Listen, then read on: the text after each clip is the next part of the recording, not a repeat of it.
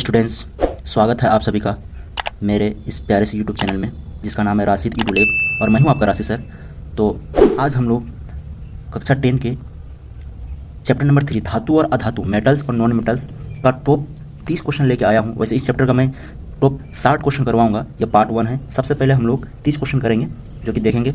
और अगर आप इस वीडियो को देख रहे हैं तो इससे पहले आपको मैं सजेस्ट करूंगा कि इस चैनल पे मैं एक वीडियो अपलोड किया हूं जो कि 10 मिनट का है। उसमें क्रियाशीलता की श्रेणी को बताया हूं मैं, जो कि 10 मिनट का सिर्फ वीडियो है। आप उसको एक बार जरूर देखिए, उसके बाद आप इस वीडियो को देखिएगा, आपको मज़ा आएगा। सबसे पहले आप जाकर उस वीडियो को जाकर के चेक कीजिए, मेरे यूट्यूब चैनल पर जाकर सर्च कीजिए, आ जाएगा। उस वीडियो को देखिए, उसके बाद इस वीडियो को देखिएगा तो आपको सारे क्वेश्चन करने में और ज़्यादा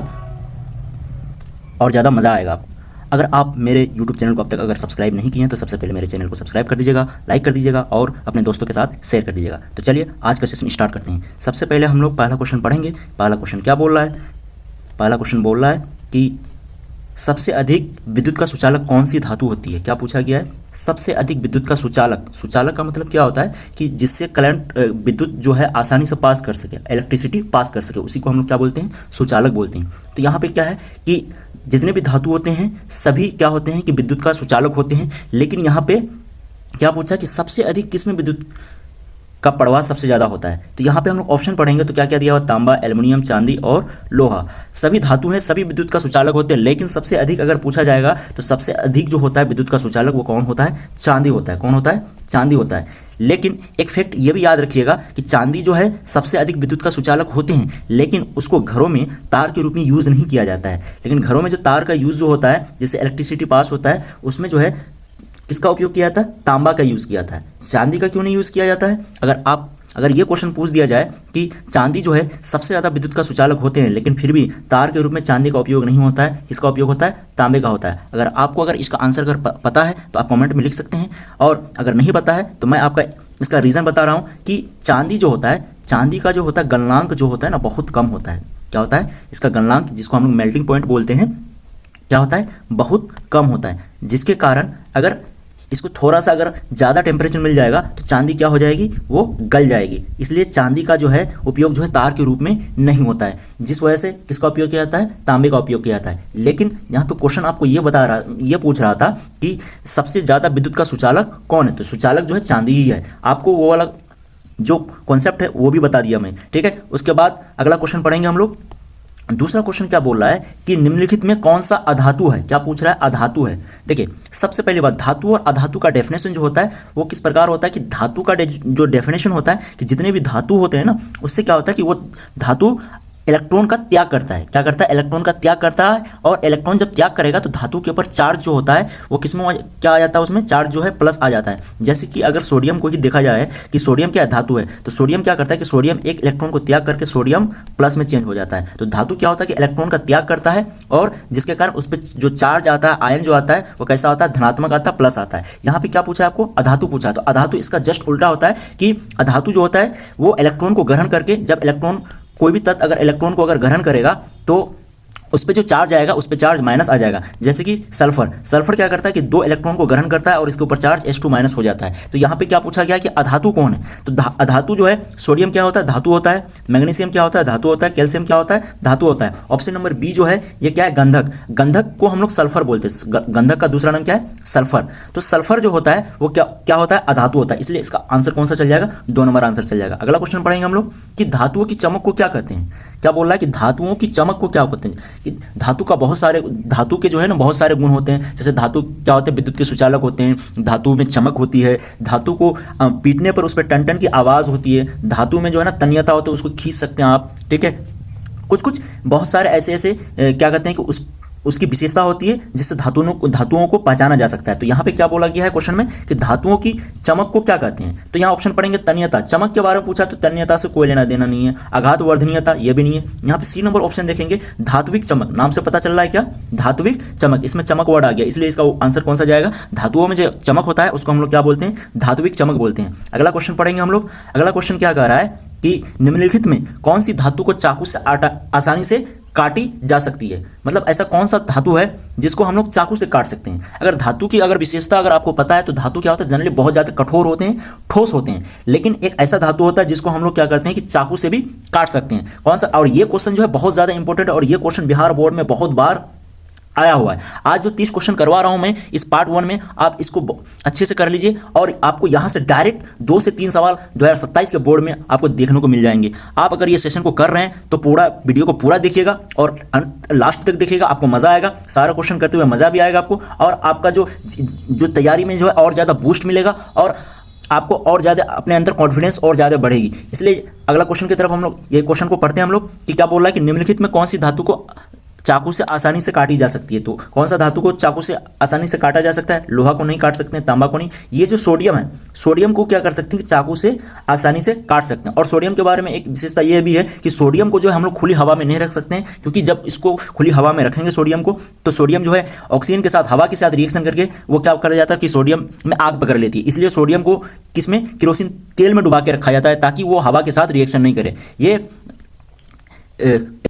ये चीज़ भी आप सोडियम के बारे में याद रख सकते हैं। अगला क्वेश्चन देखेंगे हम लोग। अगला क्वेश्चन क्या कह रहा है, 5वां क्वेश्चन, निम्नलिखित में कौन सा अधातु विद्युत का सुचालक है। देखिए अधातु के बारे में पूछा है, लेकिन वो कैसा होता है, विद्युत। अगर अधातु क्या होता है कि जितने भी अधातु होते हैं, मैक्सिमम अधातु जो है विद्युत के क्या होते हैं, कुचालक होते हैं। अधातु कैसे होते हैं, कुचालक होते हैं। लेकिन यहाँ पे कुचालक नहीं पूछा है, यहाँ पे पूछा है कि कौन सा अधातु है जो विद्युत का क्या है, सुचालक है। तो इसमें से ये एक एक्सेप्शन है, अपवाद है, जो कौन है, ग्रेफाइट। क्या, ग्रेफाइट। ग्रेफाइट एक ऐसा अधातु है जो क्या होता है, विद्युत का सुचालक होता है। इससे इलेक्ट्रिसिटी आराम से पास हो जाता है। अगला क्वेश्चन पढ़ेंगे हम लोग, 6ठा नंबर क्वेश्चन, धातुओं का प्रमुख गुण है। यहाँ पे धातुओं का गुण के बारे में पूछा गया कि भंगुर होना। नहीं, बिल्कुल नहीं, धातु जो है भंगुर नहीं होते हैं।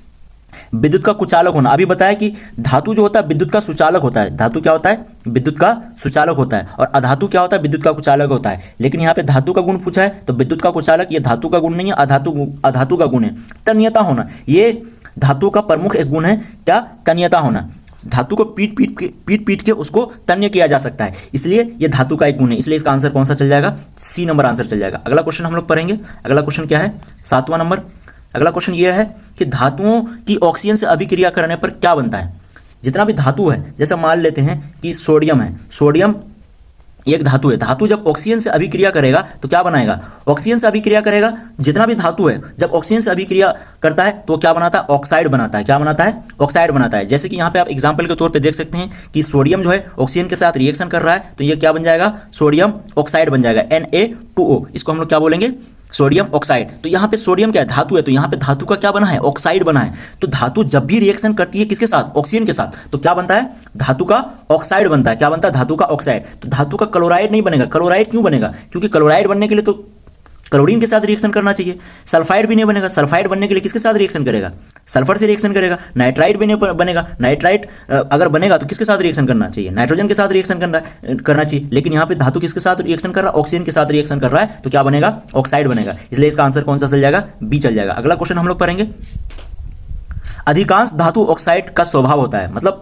जितना भी धातु है, सारा धातु का जो ऑक्साइड होता है उसका स्वभाव कैसा होता है, मतलब उसका नेचर कैसा होता है। नेचर का मतलब इस पे स्वभाव से का मतलब यह है कि वो अम्लीय होगा, कि क्षारीय होगा, कि उदासीन होगा। तो आप यहाँ पे अधिकांश लिखा है, सभी धातु नहीं लिखा है, इस वर्ड पे ध्यान दीजिएगा आप। अधिकांश धातु जो होता है उसका जो ऑक्साइड होता है वो कैसा होता है, धातु का ऑक्साइड जो होता है वो कैसा होता है, क्षारीय होता है। धातु का ऑक्साइड क्षारीय होता है। ये क्वेश्चन भी बहुत बार पूछा जा चुका है कि आपको ऑप्शन दे देगा कि इनमें से कौन सा क्षारीय है। अगर आपको इस तरह से नहीं दे करके ऐसे भी दे सकता है, NaO Na2O, मतलब एग्जाम्पल देकर के भी पूछ सकता है। तो आप याद रख सकते हैं कि धातु का ऑक्साइड जो होता है वो कैसा होता है, क्षारीय होता है। लेकिन सभी धातु का ऑक्साइड क्षारीय नहीं होता है। कुछ कुछ धातु का ऑक्साइड ऐसे होते हैं जो कैसे उसका नेचर कैसा होता है, उभयधर्मी होता है। कैसा, उभयधर्मी। उभयधर्मी का मतलब यह है कि उसमें अम्ल का भी गुण पाया जाता है और उसमें क्षार का भी गुण पाया जाता है। इसका अगर आप बोलिएगा कि अभयधर्मी ऑक्साइड कौन कौन सा होता है, उसके लिए एक 5 मिनट का वीडियो मैं इस चैनल पर अपलोड कर दूंगा कि कौन कौन सा उभयधर्मी ऑक्साइड होता है। उसके लिए एक ट्रिक भी बता दूंगा जिससे आपको उभयधर्मी ऑक्साइड पहचानने के लिए बहुत आसानी हो जाएगी। तो यहाँ पे आप याद रखिएगा कि धातु का ऑक्साइड जो होता है, धातु का ऑक्साइड कैसा होता है, क्षारीय होता है। धातु का ऑक्साइड कैसा होता है, क्षारीय होता है। अगर जस्ट इसका उल्टा पूछे कि अधातु का ऑक्साइड कैसा होगा, तो अधातु का जो ऑक्साइड होता है वो कैसा होता है, अम्लीय होगा। अधातु का ऑक्साइड कैसा होगा, अम्लीय होगा। लेकिन हाँ, सारे अधातु का ऑक्साइड अम्लीय होगा ये बात बिल्कुल गलत है। कुछ कुछ अधातु का ऑक्साइड ऐसे भी होते हैं जो कैसा होता है, न्यूट्रल होता है, उदासीन होता है। जैसे NO क्या, ये नाइट्रोजन क्या अधातु है ना, अधातु का ऑक्साइड क्या है, ये अधातु का ऑक्साइड ये तुम्हारा कैसा होना चाहिए था, अम्लीय होना चाहिए था। लेकिन ये जो NO जो होता है वो कैसा होता है, उदासीन होता है। उसी तरह से CO कार्बन मोनोऑक्साइड, ये कार्बन क्या अधातु है, इसका भी ऑक्साइड है। तो अधातु का ऑक्साइड कैसा होना चाहिए, अम्लीय होना चाहिए। लेकिन कार्बन का जो ये ऑक्साइड है जिसको कार्बन मोनोऑक्साइड बोलते हैं, ये जो है ये कैसा होता है, उदासीन होता है। हाँ, लेकिन कार्बन का एक ऑक्साइड और होता है CO2, ये कार्बन का ऑक्साइड है, ये CO2 कैसा होगा, अम्लीय होगा। तो आप याद रखिएगा कि अधातु का ऑक्साइड कैसा होता है, अम्लीय होता है। लेकिन हाँ, सारे अधातु का ऑक्साइड अम्लीय होता है, यह बात बिल्कुल गलत है। धातु का ऑक्साइड कैसा होता है, क्षारीय होता है। अगर आपको बोलेगा कि सारे धातु का ऑक्साइड क्षारीय होता है, यह बात भी बिल्कुल गलत है। तो अगला क्वेश्चन हम लोग पढ़ेंगे। ये एक्स्ट्रा जो आपको मैं बता रहा हूं, ये बात आप अपने दिमाग पे बैठा करके रखिएगा, ये बहुत ही ज्यादा कॉन्सेप्ट की बात है। और ये अगर आप इतना भी याद रखिएगा तो आपके नजर से इस तरह का अगर क्वेश्चन आएगा तो आप उसको गलत नहीं करेंगे, आप उसको सही करके आएंगे, ये मेरा गारंटी है आपसे। अगला क्वेश्चन देखेंगे हम लोग, 9वां नंबर क्वेश्चन देखेंगे कि तांबे को हवा में गर्म करने पर उसकी सतह पर किस रंग की परत बनती है। जब तांबे को हम लोग हवा में गर्म करेंगे तो उसके सतह पे कौन सा परत बन जाएगा। तो इसका आंसर क्या हो जाएगा कि ये जो है ये एक इंफॉर्मेशन टाइप क्वेश्चन है, इसको आप लोग याद रख सकते हैं कि तांबे को जब हवा में गर्म करेंगे तो उसके सतह पे किस रंग का परत बन जाएगा, उसके सतह पे काली रंग का परत बन जाएगा। अगला क्वेश्चन पढ़ेंगे हम लोग, 10वां नंबर क्वेश्चन कि सिल्वर नाइट्रेट का सूत्र क्या आता है, AgNO3।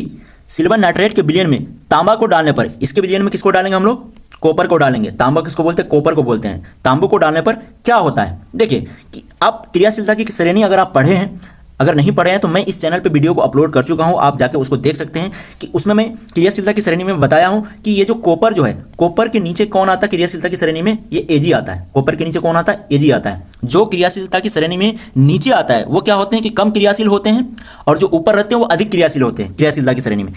तो यहाँ पे Ag जो है, Ag जो है कॉपर से कम क्रियाशील है, इसका मतलब ये कॉपर ज्यादा क्रियाशील है। तो यहाँ पे क्या करेगा कि ये कॉपर Ag को यहाँ से विस्थापित करके ये कॉपर NO3 के साथ जुड़ जाएगा। ठीक है, तो यहाँ पे लिखा है कि कोई अभिक्रिया नहीं होती, बिल्कुल नहीं, अभिक्रिया बिल्कुल होगा। अगर इसका जस्ट उल्टा होता कि कॉपर का नाइट्रेट होता यहाँ पे और यहाँ पे Ag रिएक्शन करता है, तो यहाँ पे Ag क्या करता है कि इस कॉपर को नहीं हटा पाता, रिएक्शन नहीं कर पाता। क्यों नहीं कर पाता, क्योंकि Ag जो है वो क्या है, कम क्रियाशील है कॉपर से, इसलिए ये रिएक्शन नहीं होता। तो यहाँ पे क्या बोला कि कोई अभिक्रिया नहीं होगा, बिल्कुल नहीं, ये ऑप्शन बिल्कुल गलत है। यहाँ पे कॉपर जो है AgNO3 के साथ रिएक्शन कर रहा है, तो यहाँ पे रिएक्शन हो जाएगा। चांदी जम जाती है, ये बिल्कुल सही बात है, और तांबा घुलने लगता है, ये भी बिल्कुल सही बात है। तो इसलिए इसका ऑप्शन कौन सा चल जाएगा, डी नंबर ऑप्शन चल जाएगा, बी और सी। अगला क्वेश्चन की तरफ हम लोग बढ़ेंगे कि अभिक्रियाशील श्रेणी में सबसे अधिक क्रियाशील धातु कौन सी है। आपको मैं बार बार कह रहा हूं, अगर आप क्रियाशीलता की श्रेणी का वीडियो नहीं देखें तो आप जाकर के उस वीडियो को देखिए, ज्यादा नहीं, सिर्फ 10 मिनट दीजिए उस वीडियो को, 10 मिनट देखिए और पूरा क्रियाशीलता की श्रेणी आपके ब्रेन में सेट हो जाएगा। तो उसमें हम बताए हुए हैं कि क्रियाशीलता की श्रेणी में जो सबसे ऊपर रहता है वो सबसे अधिक क्रियाशील होता है, और क्रियाशीलता की श्रेणी में जो सबसे नीचे होता है वो बहुत कम क्रियाशील होते हैं। तो यहाँ पे पूछा क्या गया है कि अभिक्रियाशीलता की श्रेणी में सबसे अधिक अभिक्रियाशील या क्रियाशील धातु कौन सी है। तो क्रियाशीलता की श्रेणी में सबसे जो ऊपर होता है वो कौन है, पोटासियम है। वो कौन है, पोटासियम। तो सबसे अधिक क्रियाशील कौन है, पोटासियम। और क्रियाशीलता की श्रेणी को जब आप देखिएगा तो सबसे नीचे में कौन होता है, सबसे नीचे में होता है सोना। कौन होता है, सोना। तो सोना क्या होता है कि सोना सबसे कम क्रियाशील होता है। अगर आपसे क्वेश्चन ये पूछा जाएगा कि सबसे कम क्रियाशील कौन सी धातु होती है, तो आप क्या लगाएंगे, ठीक, सोना को मार के आएंगे यहाँ पे। लेकिन इस क्वेश्चन में क्या बोला कि सबसे अधिक क्रियाशील धातु कौन सी है, तो कौन सा हो जाएगा, पोटासियम हो जाएगा। अगला क्वेश्चन की तरफ हम लोग बढ़ेंगे। अगला क्वेश्चन क्या है, अभिक्रियाशीलता की श्रेणी में सबसे कम क्रियाशील धातु कौन सी है। देखिए अगला क्वेश्चन वही आ गया कि अभिक्रियाशीलता की श्रेणी में सबसे कम क्रियाशील धातु जो होता है वो कौन होता है, सोना होता है। कौन होता है, सोना होता है। अगला क्वेश्चन देखिएगा, अगला क्वेश्चन क्या कर, जस्ता का रासायनिक प्रतीक का मतलब संकेत, जिसको हम लोग इंग्लिश में क्या बोलते हैं, सिंबल। जस्ता किसको बोलते हैं हम लोग, जिंक को बोलते हैं। किसको बोलते हैं, जिंक का दूसरा नाम क्या, जस्ता। तो जिंक का सिंबल, जिंक का संकेत क्या हो जाएगा, जिंक का संकेत जो होता है वो क्या होता है, Zn होता है। ये आपको पता ही होगा। आपको अगर जितना भी एलिमेंट है, मिनिमम 30 तक जितना भी एलिमेंट है, तत्व है, आपको सबका संकेत याद होना चाहिए। अगर आप बिहार बोर्ड की 10th क्लास की तैयारी कर रहे हैं तो आपको अगर केमिस्ट्री अच्छा करना है तो आपको सारा संकेत, एटॉमिक नंबर, मास नंबर, ये सारा चीज़ याद होना चाहिए। अगर आपको याद नहीं है तो आप घर बैठे उसको याद जरूर कर लें, क्योंकि आपके एग्जामिनेशन में डायरेक्ट पूछ लिया जाता है। ठीक है, अगला क्वेश्चन पढ़ेंगे हम लोग। अगला क्वेश्चन क्या बोला है कि लोहा का रासायनिक प्रतीक क्या है। लोहा का रासायनिक प्रतीक, लोहा को हम लोग आयरन बोलते हैं। क्या बोलते हैं, आयरन बोलते हैं। तो आयरन IR नहीं होगा यहाँ पे। देखिए यहाँ पे क्वेश्चन देखिए कितना अच्छा क्वेश्चन है कि IR, अच्छा आयरन तो IR से स्टार्ट होता है, इसका सिंबल ये हो जाएगा, बिल्कुल नहीं। आयरन जो होता है इसका जो संकेत लिया गया है, इसका संकेत जो होता है लैटिन वर्ड से लिया गया है, जिसका नाम क्या है, फेरम, जिसको बोलते हैं हम लोग, क्या बोलते हैं, फेरम बोलते हैं। जो कि इसका लोहा का संकेत क्या हो जाता है, Fe। लैटिन वर्ड से इसका संकेत को लिया गया है Fe, याद रखिएगा। अगला क्वेश्चन पढ़ेंगे हम लोग।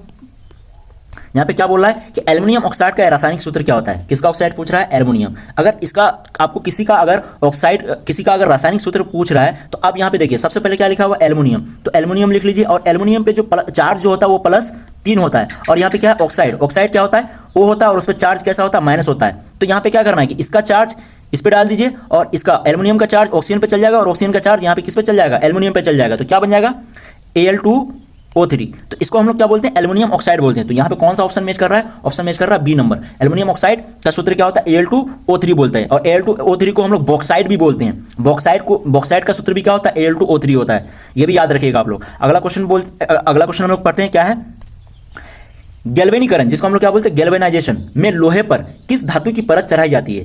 तो देखिए ये धातु पे जब लोहे पे जब जंग लगती है ना, उसको जंग से बचाने के लिए क्या करते हैं कि लोहे के ऊपर जो होता है एक जिंक का परत चढ़ा देते हैं, जिसको हम लोग क्या बोलते हैं, जस्ता बोलते हैं। तो जिंक का परत, लोहे के ऊपर जिंक का परत चढ़ाने की प्रक्रिया को हम लोग क्या बोलते हैं, गैल्वेनाइजेशन बोलते हैं। तो गैल्वेनाइजेशन में लोहा पर किस धातु की परत चढ़ाई जाती है, तो ऑप्शन कौन सा चल जाएगा, सी चल जाएगा। ऑप्शन कौन सा चल जाएगा, सी चल जाएगा। ऑप्शन कौन सा चल जाएगा इसका, सी चल जाएगा।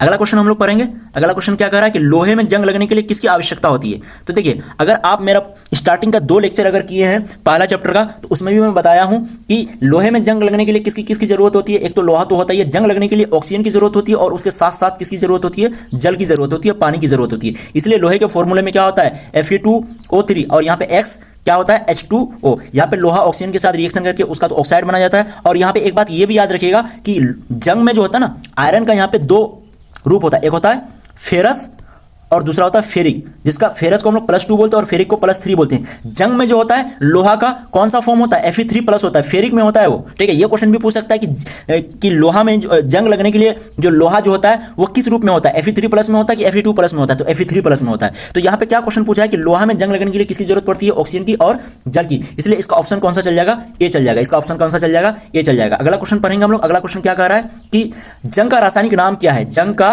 रासायनिक नाम क्या है। तो यहाँ पे क्या, फेरिक क्लोराइड नहीं, क्लोराइड तो होता नहीं। जंग लगने के लिए क्या चाहिए, Fe चाहिए, प्लस में ऑक्सीजन चाहिए और यहाँ पे क्या चाहिए, पानी चाहिए, जल चाहिए। तो यहाँ पे देखिए आपको हम बताया कि Fe जो होता है वो किस फॉर्म में होगा, यहाँ पे Fe जो है किस फॉर्म में होगा, 3+ में होगा। किसमें, 3+ में। इसका नाम क्या है, फेरिक। इसका नाम क्या है, फेरिक। तो फेरस तो होगा नहीं, फेरस नहीं होगा और सल्फेट भी नहीं होता है। क्या होता है, ऑक्साइड होता है। यहाँ पे क्या होता है, जलयुक्त मतलब उसमें जल में भी होगा, जलयुक्त फेरिक ऑक्साइड। इसलिए इसका ऑप्शन कौन सा चल जाएगा, ए चल जाएगा। अगला क्वेश्चन हम लोग पढ़ेंगे। अगला क्वेश्चन क्या कह रहा है, अगला क्वेश्चन क्या, एक्वारेजिया किसका मिश्रण है। ये आप याद रखिएगा, बहुत ज्यादा इंपॉर्टेंट। एक्वारेजिया जो होता है किसका मिश्रण होता है, सांद्र HCl और सांद्र HNO3 का मिश्रण होता है, जिसमें सांद्र HCl कितना होता है, 3 होता है और HNO3 क्या होता है, 1 होता है। इसका अगर अनुपात पूछेगा कि सांद्र HCl और सांद्र HNO3 का अनुपात किस अनुपात में लिया जाता है एक्वारेजिया में, 3:1, ये याद रखिएगा। इसलिए ऑप्शन कौन सा चल जाएगा, ए चल जाएगा। अगला क्वेश्चन हम लोग देखेंगे। अगला क्वेश्चन क्या बोल रहा है कि सबसे कठोर प्राकृतिक पदार्थ कौन सा है। ये देखिए ये क्वेश्चन भी बहुत बार आया हुआ है और फिजिक्स में भी कई बार पूछता है कि सबसे कठोर जो होता है वो क्या होता है, हीरा होता है। सबसे कठोर क्या होता है, हीरा होता है। अगला क्वेश्चन पढ़ेंगे हम लोग। धातु की पतली तार बनाने की क्षमता को क्या कहते हैं। धातु का जो पतली तार जो होता है उसको बनाने के लिए उसको क्या कहते हैं, पीट के जो है ना, मतलब उसको पतला किया जाता है, उसको हम लोग बोलते हैं तन्यता। क्या बोलते हैं उसको, तन्यता। क्या बोलते हैं, तन्यता। ये याद रखिएगा। अगला क्वेश्चन पढ़ लेते हैं हम लोग। अगला क्वेश्चन क्या कह रहा है कि धातु की पतली चादर बनाने की क्षमता को क्या कहते हैं। ये ऑप्शन लग रहा है कि हमको रिपीट हो गया है। पतली चादर बनाने की, सॉरी ये क्वेश्चन रिपीट नहीं हुआ है। यहाँ पे क्या बोला, चादर बनाने की प्रक्रिया को हम लोग आघात वर्धनीयता बोलते हैं। चादर बनाने की प्रक्रिया को हम लोग क्या बोलते हैं, आघात वर्धनीयता बोलते हैं। अगला क्वेश्चन पढ़ेंगे हम लोग।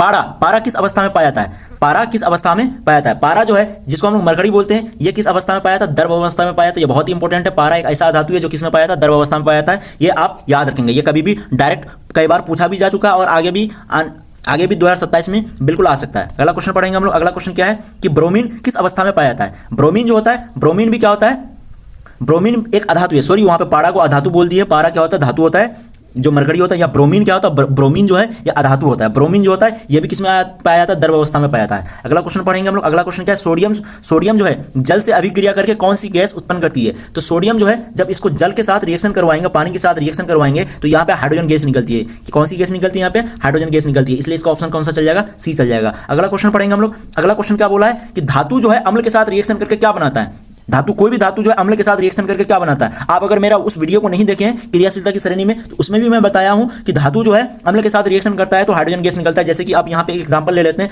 क्या है, सोडियम एक धातु है, मान लेते हैं क्या है, सोडियम, या फिर जिंक ले लेते हैं, जिंक एक धातु है, जिंक को हम लोग रिएक्शन कर रहे हैं किसके साथ, एक अम्ल के साथ जिसका नाम क्या H2SO4 है। जब जिंक H2SO4 के साथ रिएक्शन करता है तो आपको पता है कि जिंक जो होता है वो हाइड्रोजन के साथ, हाइड्रोजन से ज्यादा क्रियाशील होता है, इसलिए हाइड्रोजन को क्या करेगा, सल्फेट से अलग कर देगा, और जिंक किसके साथ जुड़ जाएगा, सल्फेट के साथ जुड़ जाएगा, और क्या बन जाएगा, ZnSO4 बन जाएगा, और हाइड्रोजन क्या हो जाएगा, अलग हो जाएगा। तो यहाँ पे हाइड्रोजन क्या हो रहा है कि गैस के रूप में निकल रहा है। तो ZnSO4 क्या है, एक लवण है, ZnSO4 क्या है, एक लवण है, इसलिए इसका ऑप्शन कौन सा चल जाएगा, लवण प्लस जल। इसलिए इसका ऑप्शन कौन सा चल जाएगा, जब भी धातु अम्ल के साथ रिएक्शन करता है तो क्या बनता है, लवण और हाइड्रोजन गैस बनता है, और क्या बनता है, हाइड्रोजन गैस बनता है। अगला क्वेश्चन पढ़ेंगे हम लोग। अगला क्वेश्चन क्या, कौन सी गैस जलती हुई तीली के पास लाने पर पोप की आवाज करती है, पोप की तरह आवाज करेगा। तो यहां पे आप याद रखिएगा कि जब हाइड्रोजन को हम लोग जलती हुई तीली के पास लेके जाएंगे तो आवाज के साथ क्या करेगा, जलेगा। अगला क्वेश्चन पढ़ेंगे हम लोग। अगला क्वेश्चन क्या है, लोहे को जंग लगने से बचाने के लिए प्रभावी उपाय कौन कौन सा है। तो लोहा को हम लोग जंग लगने से कैसे बचा सकते हैं। तो यहाँ पे लोहे को हम लोग पेंट कर सकते हैं, पेंट करके भी लोहे को हम लोग क्या कर सकते हैं, जंग लगने से बचा सकते हैं। तेल या ग्रीस लगा सकते हैं, तेल या ग्रीस लगा सकते हैं, ये भी सही है। और गैल्वेनीकरण कर सकते हैं। अभी हम ऊपर वाला क्वेश्चन, इससे पहले गैल्वेनीकरण बता चुके हैं कि गैल्वेनाइजेशन क्या होता है। गैल्वेनीकरण क्या होता है कि लोहा के ऊपर किसका परत, जिंक का परत जब चढ़ाते हैं तो उसको हम लोग क्या बोलते हैं, गैल्वेनीकरण बोलते हैं उसको। और जो कि क्या है कि उससे क्या जंग नहीं लगेगा। तो इनमें से कौन सा ऑप्शन चल जाएगा, डी चल जाएगा, उपरोक्त सभी। अगला क्वेश्चन पढ़ेंगे हम लोग कि सबसे आघात वर्धनीयता धातु कौन सी है, सबसे अधिक आघात वर्धनीय, मतलब जिसका हम लोग क्या कर सकते हैं, चादर बना सकते हैं पीट के आसानी से। तो इसका आंसर कौन सा चल जाएगा, सोना चल जाएगा। जैसे सोना का उपयोग भी क्या होता है कि बहुत सारे सोना का उपयोग जो होता है आभूषण बनाने में होता है। क्यों होता है, क्योंकि वो आघात वर्धनीय होता है, बहुत ज्यादा आघात वर्धनीय होता है, उसको आसानी से हम लोग फैला सकते हैं, इसलिए सोना का उपयोग जो होता है आभूषण बनाने में होता है। इसलिए इसका आंसर कौन सा चल जाएगा, ए चल जाएगा। अगला क्वेश्चन देखेंगे हम लोग, जो कि लास्ट क्वेश्चन होने वाला है। सबसे अधिक तन्य धातु कौन सी है। सबसे अधिक तन्य धातु भी कौन सी होती है, सोना ही होती है। सबसे अधिक तन्य धातु कैसी होती, कौन होती है, सोना होती है, जो कि जिसका उपयोग हम लोग आभूषण बनाने में करते हैं। तो ये 30 क्वेश्चन मैं आप लोगों को करवा चुका हूं। और आपको अगर ये वीडियो अगर बहुत अच्छा लगा है तो आप इससे अगर आपको अगर थोड़ा सा भी हेल्प हो रहा है तो मेरे वीडियो को लाइक कर दीजिएगा, और इस चैनल को अगर सब्सक्राइब नहीं किए हैं तो चैनल को सब्सक्राइब कर दीजिएगा, जिससे हमको और मोटिवेशन मिलेगी, और भी इस तरह का कंटेंट डालने के लिए और भी मैं मोटिवेट होऊंगा, और भी इससे अच्छा कंटेंट डालूंगा। इसलिए आप लोगों की सपोर्ट की ज़रूरत है। तो आज का सेशन यहीं पर समाप्त करते हैं, फिर मिलेंगे हम लोग अगला इंपॉर्टेंट सेशन में। तब तक के लिए ओके बाय।